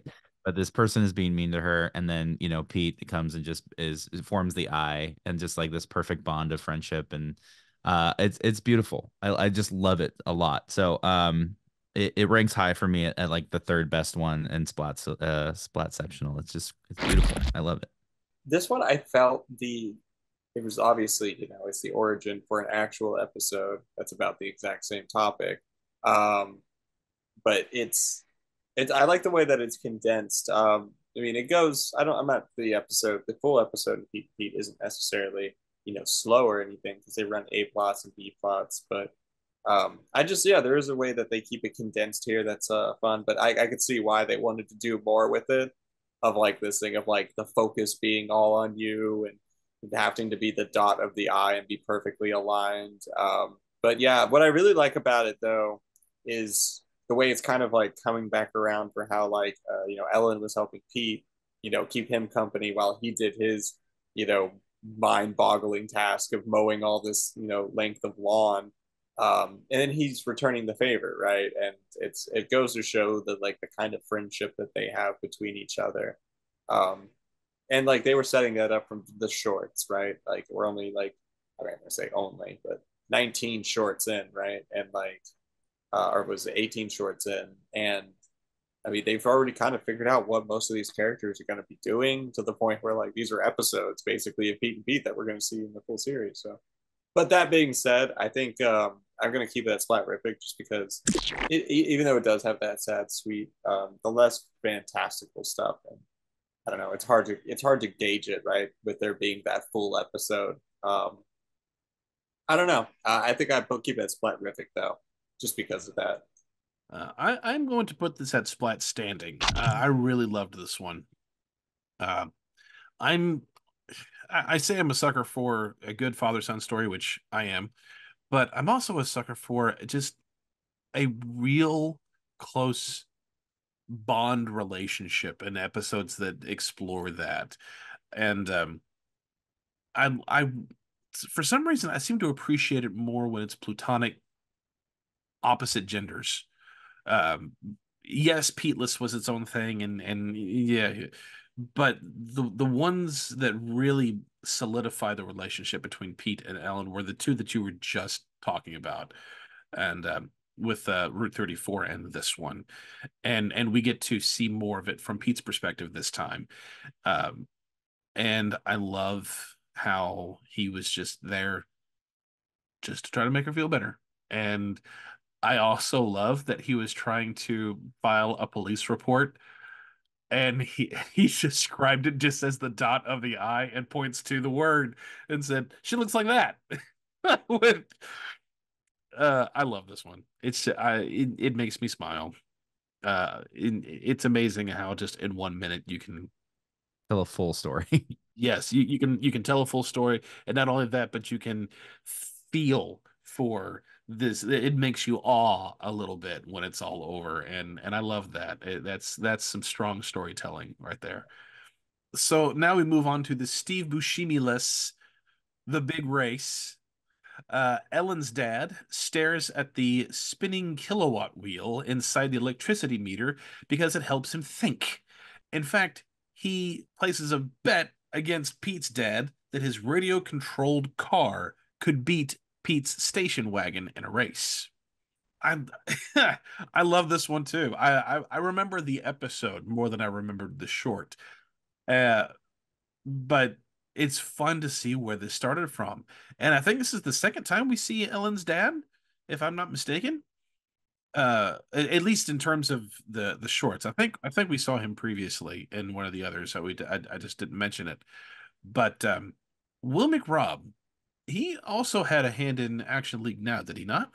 Yeah, him and Chris Viscardi co-produced or co-created Kablam. I thought he had a hand with Action League Now, which you could absolutely see in the action figure that looks like Ellen's dad that he put into into the car. But I like this one. I like this one a lot. I give this one a single S, splatterific. And Allie, what are your thoughts on this one? Yeah, I love the mundane of just like electricity meter, having effect. Like, so the show's so good about taking just mundane things and making them like poetic and fun, or just more than what they are. And yeah, this is like the prequel, or the base of Apocalypse Pete. So really, really fun, and it's really cool to see what they did with Apocalypse Pete, which is a great episode. So overall, like, of the shorts, I don't think it's as good as the other ones personally, even though it's like so important to like how the series develops over time. So this kind of falls in the mid range. It's like 13 for me, but it's still splatulent. Like, it's great. Like, there's nothing wrong with it. Yeah, I think it's a little bit more than Splatrific. So Splat Standing probably for me, just because like I appreciate the effort that they went through with like the miniature car, getting the like setting up the race. I mean, it's honestly a lot to set up for just the short. But I guess they wanted to go through for the full bit. But I do think that the electric meter, like staring into it, having effect, was better used in Apocalypse Pete, where it's like this foretelling harbinger kind of, than just like giving you some sort of indescript power of being better at racing cars, right? like little electric RC cars. But yeah, it is super trippy to see basically the same events happen twice, Buscemi-less, right? And I'm such a big Buscemi fan that watching it now and coming back, yeah, I have to appreciate the actual episode more than the short. So, but I still appreciate the short. So I keep it just a little bit above the middle spot standing. Next, we have The Punishment, which is very, very simple. Dad punishes little Pete from waxing the lawn, which he does by pretty much just using little Pete as a white sheet curtain to look at old family photos through the slide projector. Allie, what are your thoughts on this? Yeah, sort of like a great re-premise of Grounded for Life. You know, he destroys the lawn, he's in trouble. Don's reaction of like inside, you know, great. The idea of like a slideshow punishment isn't unheard of. You know, like I remember Simpsons episodes where Patty and Selma show off their slides and stuff. It falls a little less. I like the big rates a little better, so this falls at like 14. But it's got a satisfactory ending of Dawn being like, you know, reminiscent and like, oh, you know, like I can't stay mad at you kind of thing. So, overall, it's good. It's Splatslint for me. So I don't know if this is just me, but every time I see the slideshow thing, I think of Red Dragon now, and I think of the scene where it's like, "Do you see? Do you see?" So it's very funny for me for that. But yeah, it's got more of the lawn thing for Dawn, establishing his care for his lawn. The idea of waxing a lawn is just such a funny thing. I don't know why, just the idea that you could do that and make it like, what would happen if you kept waxing it? Would it just turn into like a flat green smooth patch, or what would happen? So I just imagine if they did have a full episode to do with it, that would be what would happen, is that Dom would walk out in the morning and it would just be completely flat but green still. So yeah, I love that whole dad lawn dynamic. But Splatrific, I think. Splatrific, just because I don't know. I like the holiday ones and the more. I wish they would have done more with the lawn when they were showing him, you know. But I get that's really hard to do, especially for a short. I'm curious as to why Little Pete was actually waxing the lawn, because that feels like he's throwing down against his dad, knowing how much his dad. Because you could just see the absolute rebellion on his face whenever he was, you know, do your worst, you know, that kind of thing. But Little Pete does not antagonize unless he's been provoked. And that's been pretty much, or you just challenge him. And I don't mean like a provoke way, just say, hey, will you do this thing just to see if you can do it? Yeah, sure. And then goes for it. But if he's doing something out of pure rebellion, it's often because he's felt threatened in some way. So I wonder, and just for this short, what did Don do just to push Little Pete to the point where I'm gonna wax your yard? Yeah, the next progression is Pete plugging in an air humidifier and a dehumidifier just for science purposes, Oh my gosh, so funny. You know, yeah, so I can see where like this feels like it's intentional, you know, versus like I messed up. So yes, he does not mess up like this. Just no, there was a reason for it, but it was fine. Overall, it was fine. Nothing super fantastic about it in the whole echelon of all the things that Pete and Pete have done. It's fine. It's not forgettable. It's decent. I enjoyed it, so I give it an A, which is a Splatslint. Moving along, we have The Launch. The Petes and Ellen send a rocket with a traveling bug into space, while Artie scares the birds out of the flying path. So I'm not sure, because I can't be sure 100% because I know Polaris was just using a sample from the actual moon launch, but it's got the countdown, and Polaris uses that same countdown on, you know, their song. I can't remember the name of the song. They use it in Hey Sandy. Yeah, it's Hey Sandy, right? Is it Hey Sandy? I can't remember if it was that on the album, but yeah, I think right before that leads in with the dun dun dun. Yeah, so I don't. Maybe they. I find that a very weirdly similar thing. I don't know if that was intentional or how connected they were when they were making that album. Were they like working on the like was the show being made at the same time as the album? I'm not sure. The I don't know. Those rockets were always so fun for me as a kid, so it stood out for me for that reason. Just going to go launch them, and like you only got really one shot with them usually, so you always wanted to make the most out of it. And there was all this time like prepping and like what you wanted to do, what you thought would happen, and trying to treat it as much like a real launch as possible. And I think a few other, kid shows kind of did the same thing around the same time where it was like, do a rocket and try to set up a rocket launch. But it's cozy and it's fine. I find it so weird that there's so many things like with the intro and with like that countdown that kind of weirdly tie into these series in a way that I can't quite put my finger on. So it's a good point. It is feels like sort of coincidental in that aspect. I think this one maybe I'd rank it higher if it weren't like it's coming off of the high of like a really good stretch of these shorts, because we're ranking these and talking about these, and I watched them in that order. So like you are coming off like some really solid shorts, and this one is just kind of like, they're just launching a rocket. And for the purpose of like entertaining kids, for a short in between commercial breaks, yeah, this works, right? But overall, like it's very Splatbridge for me. It falls 22 on 26. And it's not like there's a huge twist either, like it's got some funny moments with Artie or anything like that. But to me, it's just like these were popular in the 90s, so let's use it. Yeah. The only thing missing from this was Mr. Wizard, to be perfectly honest. There's nothing special really about it. There's nothing fantastical. The voiceover, the narration is pretty standard as far as Pete and Pete goes. A little lackluster, to be honest. And the humor is not as sharp as it usually is. And it's just pretty run-of-the-mill standard. So it's Splatbridge for me. Yeah, Splatbridge as well. Nothing too notable or exciting about it. And next we have Pete's Theory. Little Pete is convinced that on April 12th, which is my anniversary, by the way, in 1901, Santa Claus was the first man to swim the English Channel.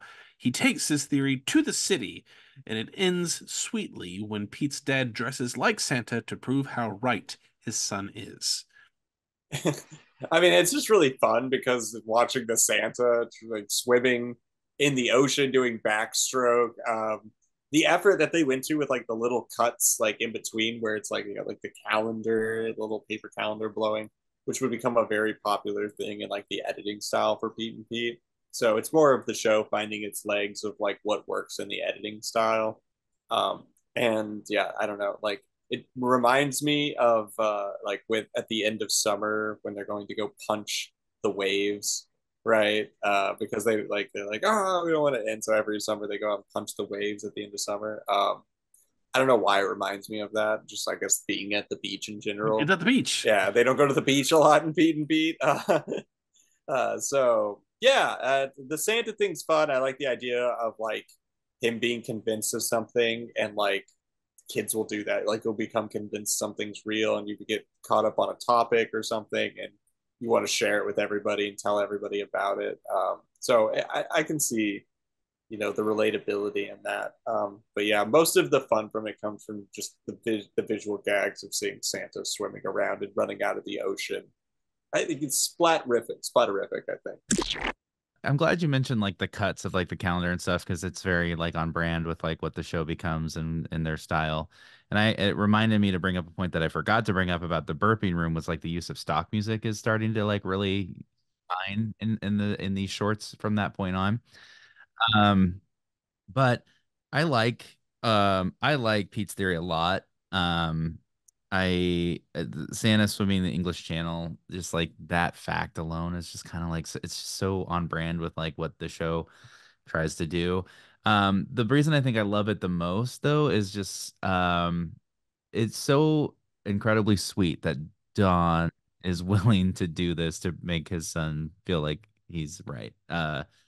So Don, willing to swim in the Atlantic Ocean, and just to prove, just to do this thing for his kid when no dad probably would.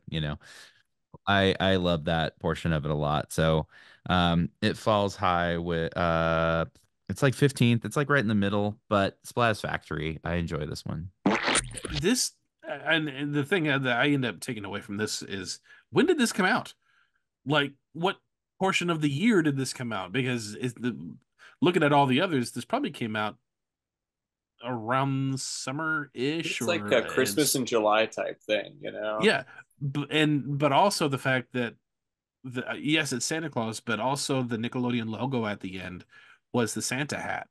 So I without actual factual evidence, which are really hard to come by for premiere dates, especially for shorts. Like, I wonder if this was Christmas or if this was a Christmas in July thing. I don't know. That's a good point. Maybe they made it to use it twice a year. Use it for summer and use it for Christmas that way. But again, father-son story, sucker for it. I loved it.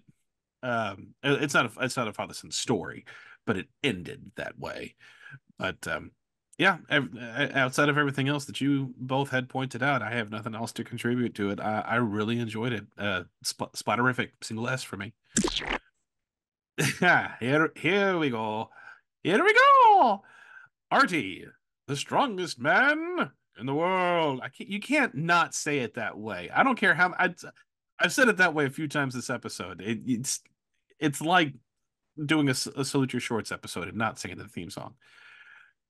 We learn a little more about Pete's personal superhero, the time that he saved them from the maniac Schnauzer or the deadly wrath of Mrs. Goldsby, and it's all in his outfit, titanium and cotton, and oh my gosh, Splatceptional, triple S for me. I love this one. I love Artie. I will always love Artie. He is my favorite character of the show. I love how he's just stands in the way of a hose. Oh yeah, the hose is so good. It's so triumphant, and so great. It's great. And I love how he's talking over top of being sprayed directly in the face. And I wonder how much of it Toby had just made up. I think he made up all of it.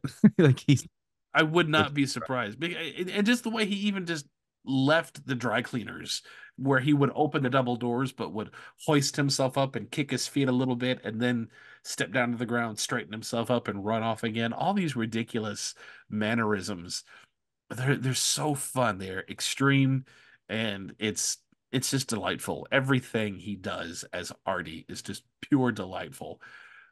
Yeah, totally. And I think he does. I think it had to have been him bringing it to the table, because it's, when you look at the show, I mean, the show's got like wonderful directing to it, right? But a lot of what people did was more retracted, right? And less, it was a child actor usually. So with him, I can't, like, I find it hard to imagine they're directing to be like, oh, arch your back as far as you possibly can and do this, right? It's like these are all coming from him creating the character. And I think that's what makes Artie such a great character, is it's not someone just being directed into doing stuff. It's somebody coming up with a character, putting themselves into the character. And the comedy is so much more funny because of that, right? Like with the hose is the funniest part, right? Where he's just got like his chest out like he always does, right? Just getting soaked. And the old lady just... I can only imagine the description was a live action cartoon. Yeah. Jim Carrey before Jim Carrey. Yeah. Because if this was in the era when Jim Carrey became huge, it would have been a Jim Carrey impersonation easily, but not what we got. And I'm very happy that's not what we got. As I love Jim Carrey, but it's not Artie. Allie. Yeah, a lot to love here. I just love when he's not talking. It's like, like just, it's like these noises that he, establishes and makes is a lot of fun.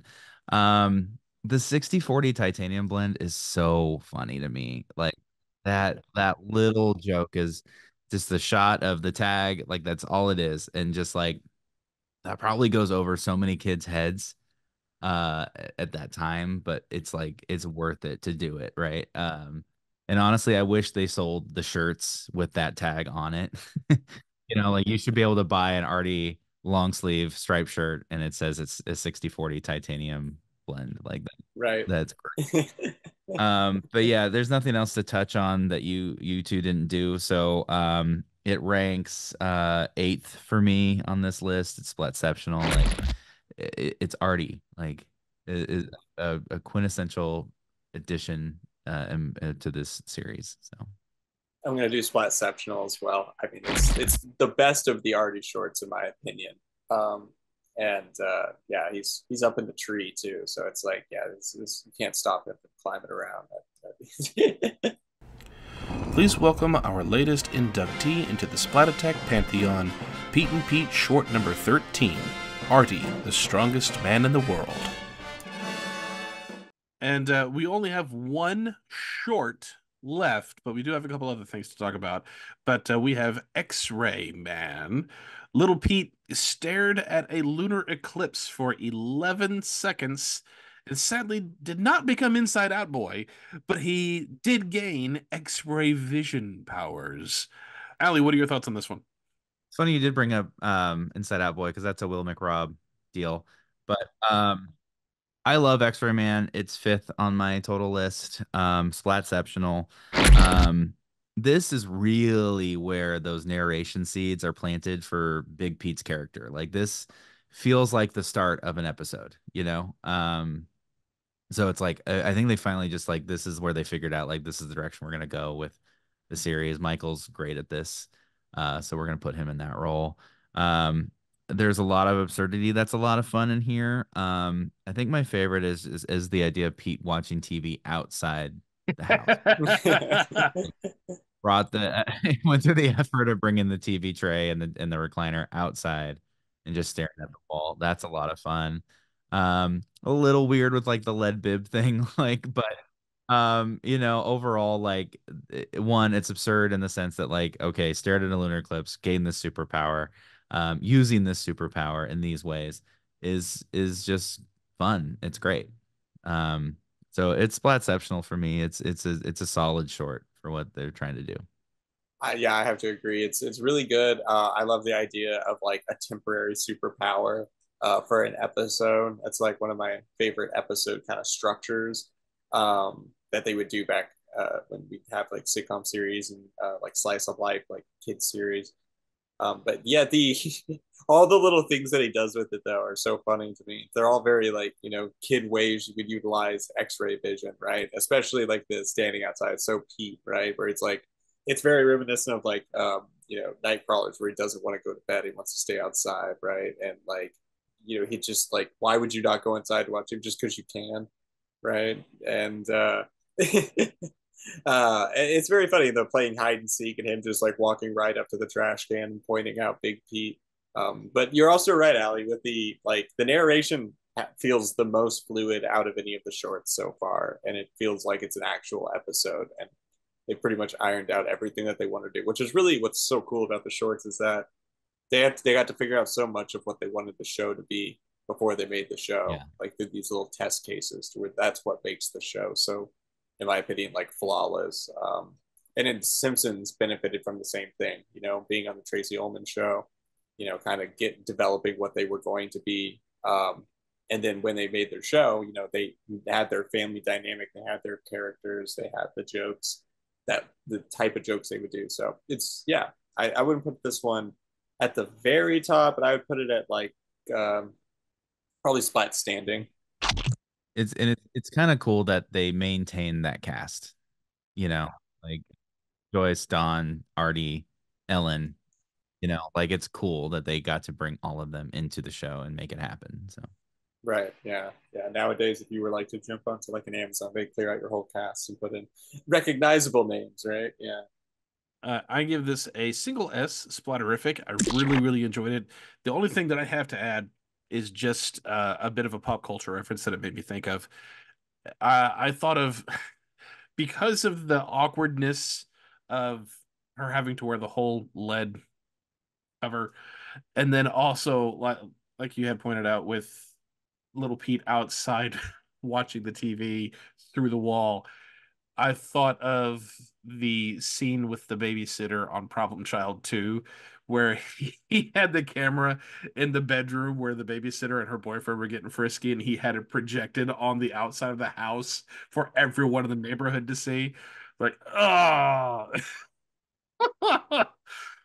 oh, but anyway, it reminded me of that, and it made me chuckle. But outside of that, I have nothing else to add that you both haven't already talked on. But that is all for the shorts that were on television. But we do have two other little specials that are worthy of note because they were on VHS. One of them is the Artie Workout, which Manny, who put the notes together for this episode, Manny says this was his personal favorite. Join Artie in this workout session with aerobics, lifting, and running, and of course, don't eat metal. We had mentioned it earlier whenever we were talking about Artie, the first Artie short, when he pushed the house. He actually lifts the house, and you actually get to see the inside where it's at Dutch angle, and little Pete falls to the side. And I love how extreme they play up the character. Like, he really has these powers, and it's not just all in his mind. And I really I really love this. It's fun. It's just pure fun. I love it. It makes me smile. I give it a splat standing. Allie, what about you? Yeah, it's great. Like, there's what's not to love about Toby Huss doing his thing in front of a camera for 3 minutes. What's cool is Billy West is the voiceover in this. That's funny. Yeah, it's the same cadence that he would use whenever he would do narration for Ren and Stimpy. Yeah, exactly. Yeah. So that was cool to see. Of these last two, I think I like it better than Stairmaster.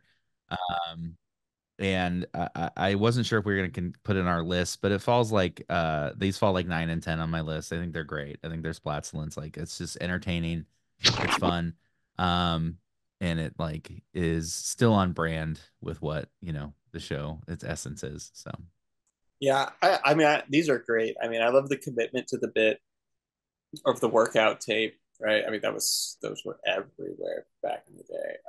And the commitment to make these like all the way, with the little in-betweens of like, the exercise types, and you have him like flexing, right? And they got a lot for what their little budget could do for it, right? I mean, the house being lifted, right, is essentially tilting a camera and somebody pretending to lift a house, and the cabbage doesn't cost that much money.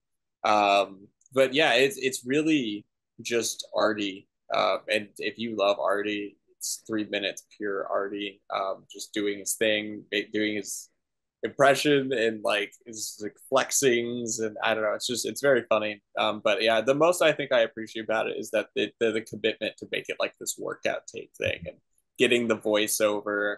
So yeah, I enjoy it. And I mean, much like you said, Allie, I think that of the two of these last ones, which are of a similar kind of style, I like this one better because it's just the Artie workout. Yeah, so I'll put this not at the very, very top. So I'll put it splaterific, I think. This one reminds, like, this is just for me, but it reminds me of My Little Viking when he's doing the ad for the house sighting. Yeah. Yes. One of my favorite line deliveries ever is like, "You too will enjoy the pleasure ridges." He had sold out to the enemy. You too will enjoy the feeling of the pleasure ridges. It's like, how does that make it onto air? But so good. That's a great. The last one, which Allie and Jorde both referenced, Stairmaster. The Pete's offers tips for winning a staring contest, and in this game, blinking is fine. You just can't laugh. or play with someone that has heat vision. It's fine. It's fine. I enjoy it. Not as much as the other one, same as these two lovely people. So I'm just gonna say an A, Splatzelent. Jorde, what about you? Yeah, they're doing the same kind of bit again, right? They're trying to do like these, videotape, help yourself videotapes, I guess, self-help videotape. The workout thing's just a better joke, I think. I get what they're doing with like the Stairmaster, like how to do this. There might be like the magic tapes or like the, self-defense tapes, but I was always more of a fan of the workout tapes as a kid, especially like Tapo, and I don't know, all of the different jazzercise. I was more of a fan of Buns of Steel. Buns of Steel. I think I actually have Buns of Steel back here somewhere. I think it's so funny. My mom had that tape and she used to exercise to it, but she was always, I don't know if she was embarrassed that she had to. So anytime I was around, she was always like, "Go away. Like, you're exercising and there's nothing wrong with that." Yeah, these are fun. I get the element of like an interactive kid thing. It's reminiscent of When Pete's Collide. So it's fun. I agree that it's Splatzelent. It's solid for of the shorts and in this variety of Peteisms that it's up there. It's good. I think I'm going to put it about the same. I'll put it like I can't actually. If I gave the last one Splatterific, I'd have to put this one lower. Splat Bridge, I would say. Just because there's like really only 2 of these home video ones, so.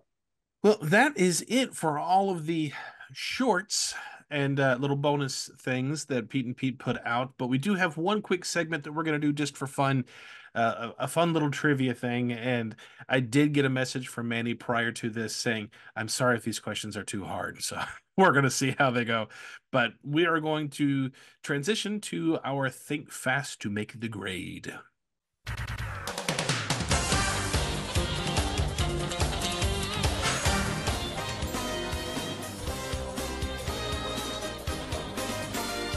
Time to think fast to make the grade.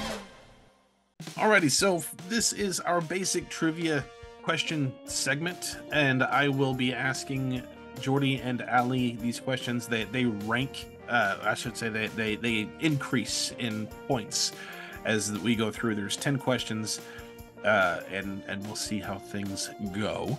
So we're gonna start with question 1. Did Pete make any cars explode? I should say, did Big Pete make any cars explode when he was mowing the lawn on Route 34? Allie's got hand up. The answer is yes, 1. The answer is yes, and it only worked once. So that is 1 point for Allie. Question number 2. What was Ellen's dad's strategy that he used to win the race?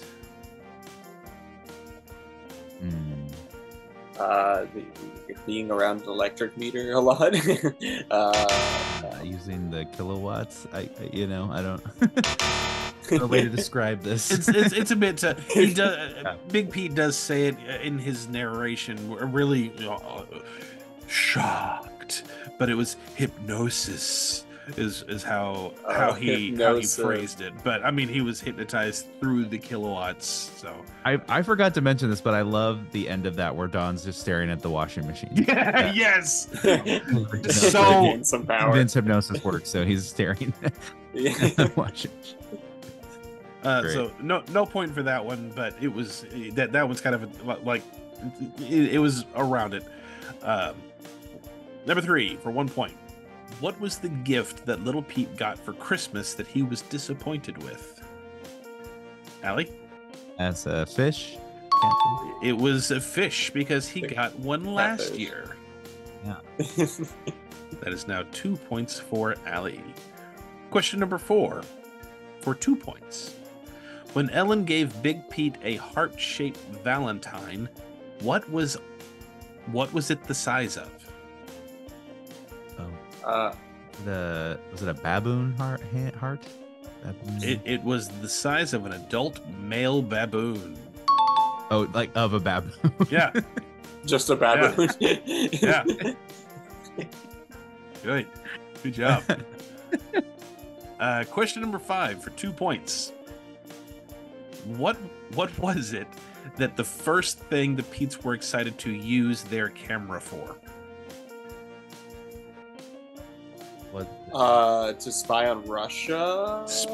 Right? Yeah, It was, spy on the Soviets. Soviet Union. So yeah, I have to be accurate. I'll give it to you. Give it to you. That's close enough. Question number 6. In Little Pete's head, what flavor is the desk that he likes to lick? That was like the worst short. Yeah, it was. The least memorable. That's a deep cut among most fans. Yeah. I don't have an answer for that. Any guesses, Jorde? It tastes. Oh God. No, I can't remember. I think it was chalk, but I don't think that's Cod liver. Tastes like bacon. Bacon. Yeah, there you go. All right, question number 7 for 4 points. We're getting up there now. How did the Pete's catch Dr. Pratt spitting on the Wrigley's lawn? Oh.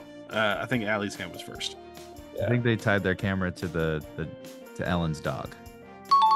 They hooked up the Pete's camera to Ellen's dog. 4 points. That is now Allie up to 8 points. Question number 8, also for 4 points. What age was Pete's mom when she had her accident? Ooh, gotta make them both think on that one. This is like one I should know, like as a super fan.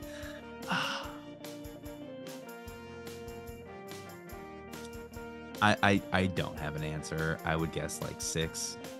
Okay. I would have to guess the teenage years. I can't remember an actual year that they put on it, but I know they reference when she was a girl a lot. So yeah, teenage years. She was 12. Damn. Right in the middle. That was a tough question. But a fun one. A fun one. That's definitely for those diehard fans. All right. Let's see. We have 2 questions left. Did Pete ever say he was sorry for waxing the lawn? No. No, he did not. And he never said no. Yeah. Or he never said sorry. Yeah. All right. Last question. This is your chance to catch up, Jorde, because it's worth 10 points. Oh no. What was the disguise that the Pete's used to get away from their dad's floss lasso? Oh. No. That's so hard to remember. I can only remember the floss lasso. An uninteresting short. They had to disguise as something to sneak away. Gosh. I will say it's bathroom related. Oh.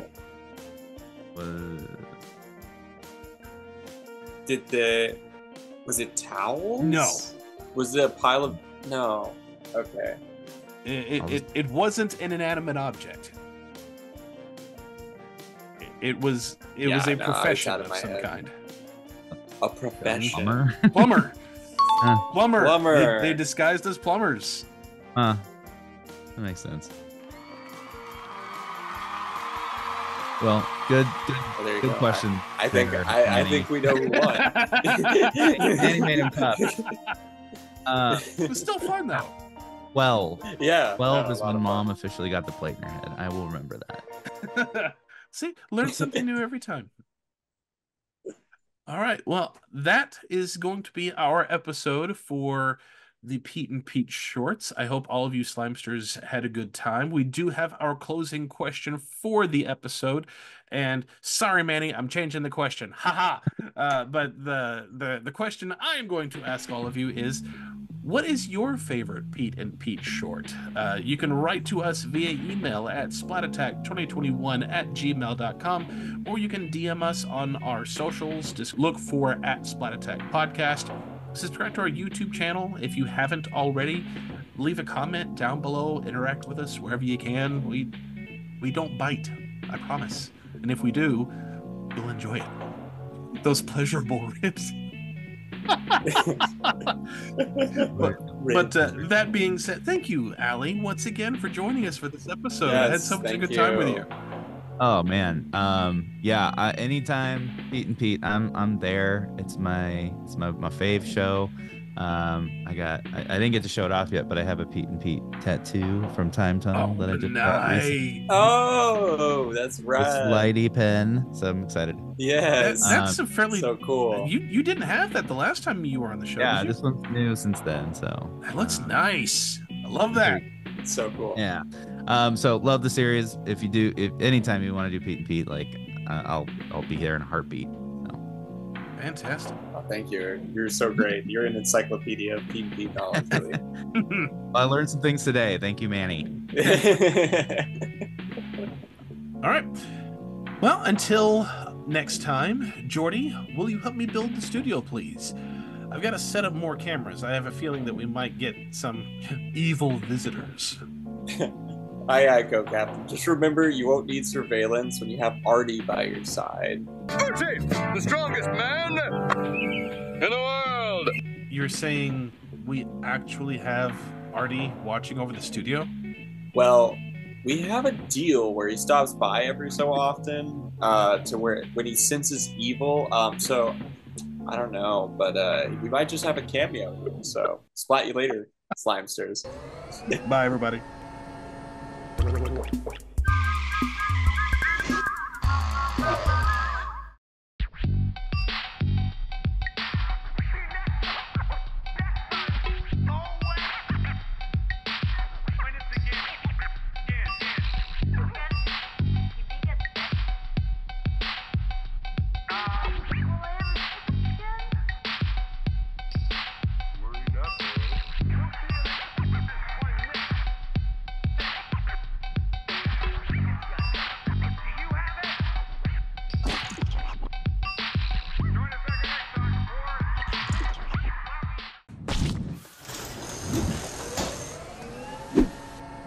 By the way, Andy was so much fun. Oh, Andy's the best.